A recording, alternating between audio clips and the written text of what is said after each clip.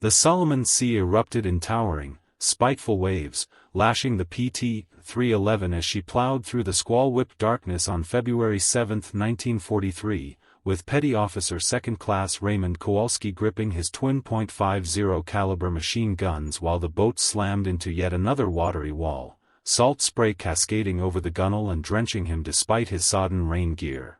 The gun's metal gleaming slick under his hands as the standard ring sights, meant for serene skies, proved worthless in the churning black night. 300 yards to starboard, the Japanese supply barge materialized from the mist like a spectral shadow, its silhouette a faint smear against the storm-shrouded horizon, carrying vital ammunition to enemy forces on New Georgia in what might be their only chance at interception, though Kowalski's bellowed warning to the captain was devoured by the wind as Seaman Jenkins yelled from the port gun mount, "Can't get a sight picture. This chop's too wild."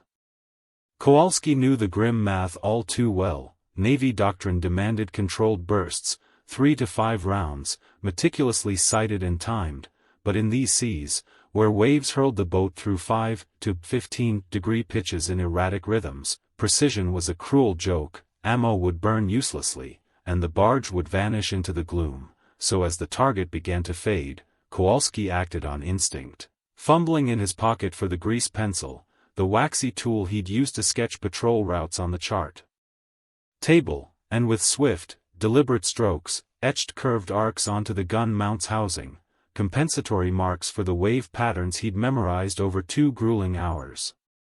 "What the hell are you doing, Kowalski?"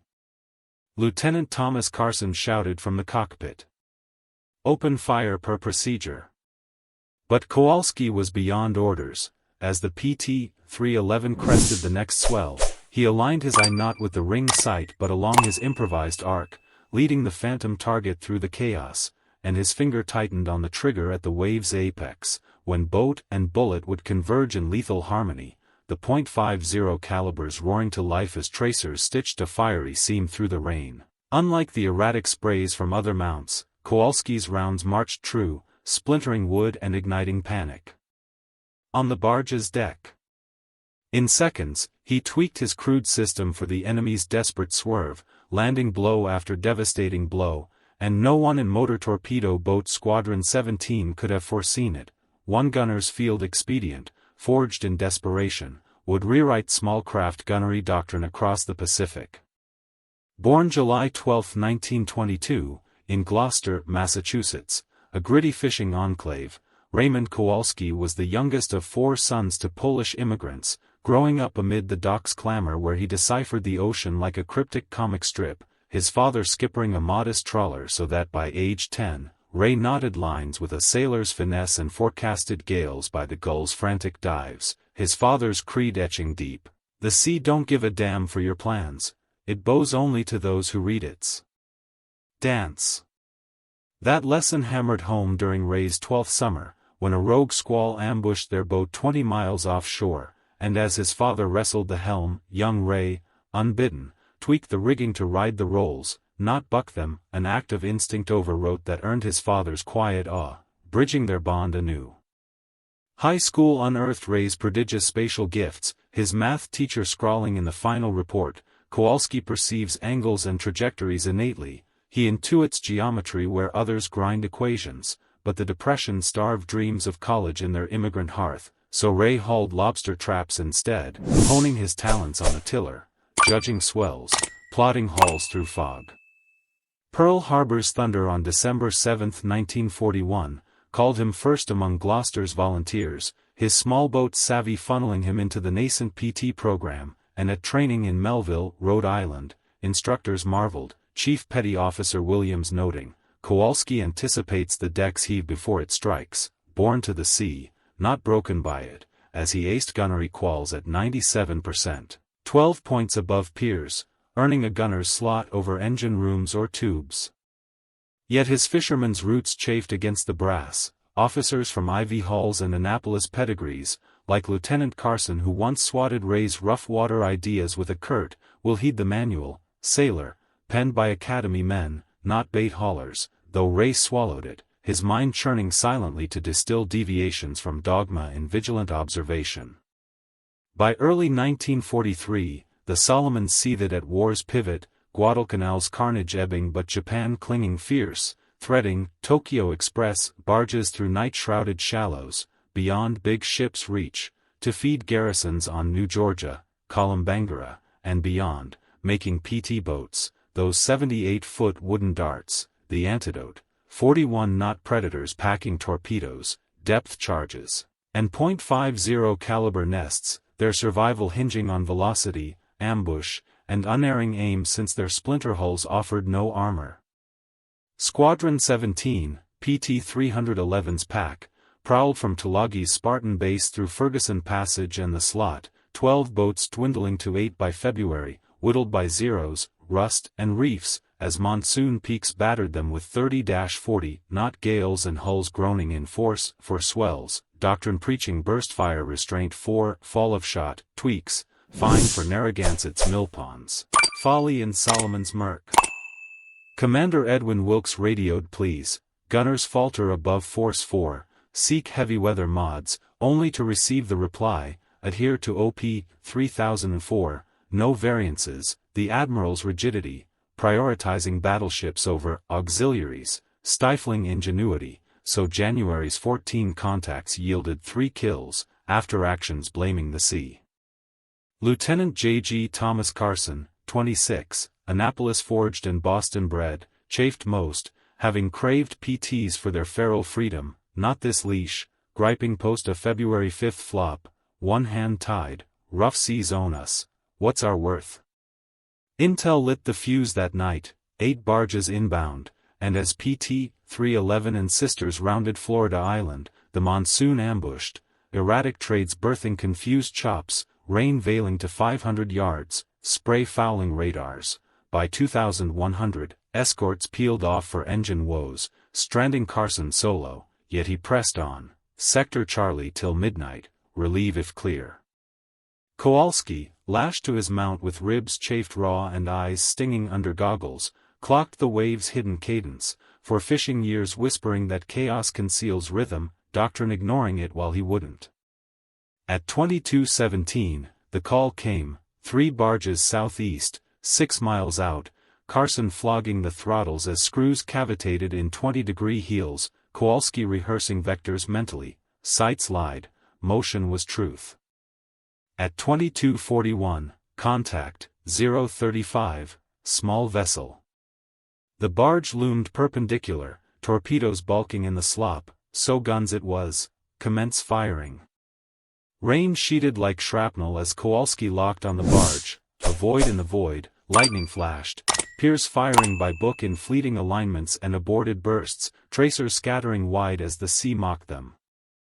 15 seconds of waste, and Kowalski rebelled, grease pencil out to map 3 cycles, 11 to 14 degrees starboard crest, 9 degrees port trough, arcs for each phase, Kowalski, procedure.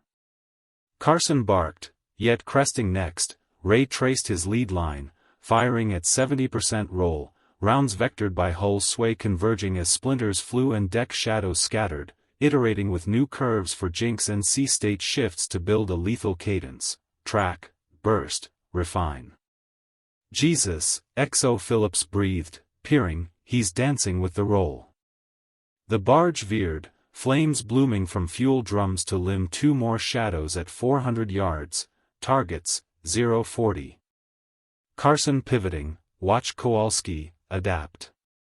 Lit by inferno, Jenkins scrawled his marks, fire converged, the lead barge cooking off in pyres with ammo popping skyward, the second beaching short and erupting, the third fleeing in 7 minutes chase through squalls before a 300-yard hail, Kowalski's method, crippled it. Ceasefire, prize her, boarding snaring 2 prisoners and docks, from contact to capture in 27 minutes of hell. Dawn at Tulagi, February 8, 0400, Wilkes awaited rain-lashed, 3 kills in this? How? Carson nodded to Ray, his show, sir. Kowalski demoed, motions predictable, sir, mark sink fire to it, harness, don't battle, Wilkes scanning arcs and eyeing the thrashing harbor, manuals for Newport, not here, document, diagrams by 1600, rest, sailor. A blur of ink and sketch followed, Kowalski's epiphany. Incorporate the role, paired with Carson's vouch sealing Wilkes's gamble, so by February 10, squadron mounts bore painted proxies tuned per hull, payoff striking on February 11 with 5 sunk and 1 seized, February 13 claiming 4 more, month's end tallying 27 kills, January tripled. Buzz hit Flotilla 1's Captain Howard Mitchell, February 26 demo begot Halsey's nod, distribute theater-wide, commend Kowalski.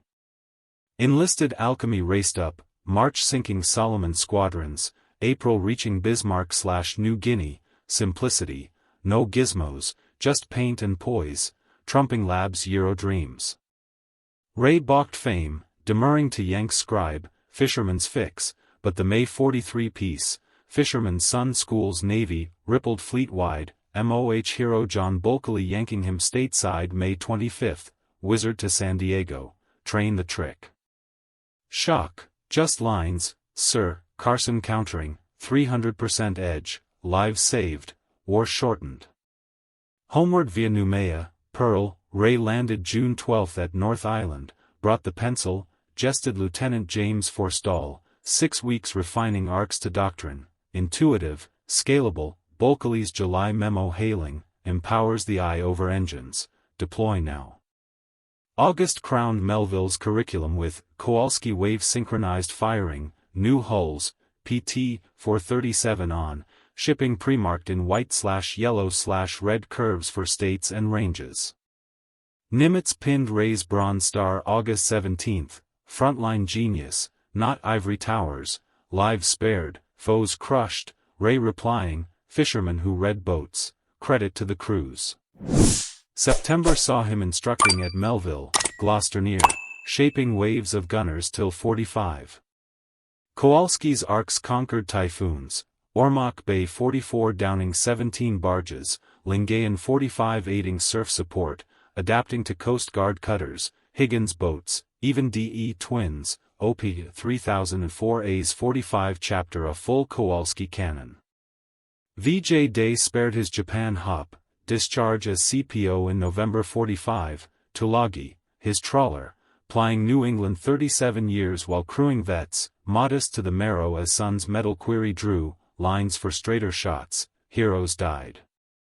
Carson's 62 missive read, courage to defy manuals, your gift endures, 1978 birthing NSC trainings Kowalski Award for enlisted sparks. Ray died October 1989 at 67, Gloucester quiet, globe obit skimming while Bourne's military send-off drew 200, PT ghosts nationwide, Crow's letter resounding, ethos of adaptation, doctrine bends to truth-tellers. 2004's Fredericksburg Museum recreates the Mount, Greece ghosts eternal, War College audit deeming the 6-month spread a military unicorn, need plus proof plus humility plus leaders who listened. Barge runs cratered 70% by April 43, subs/planes straining Japan, hastening whither, Halsey's hops leaping as Solomon's fell swift, unglamorous PT's the unseen blade. War's human core shines in Ray's gaze flipping foe to ally, the role that thwarted becoming thrust, reconceptualizing over bulldozing, today's agility doctrines echoing, empower operators, shun scripts. Next squall, literal or life's, channel Kowalski, harness the heave, leaders, hear the outsider, spot salvation in scrawls. His curved lines, stormborn, whisper yes, share this, true sparks ignite not in halls, but hands on hearts, practical eyes piercing the gale.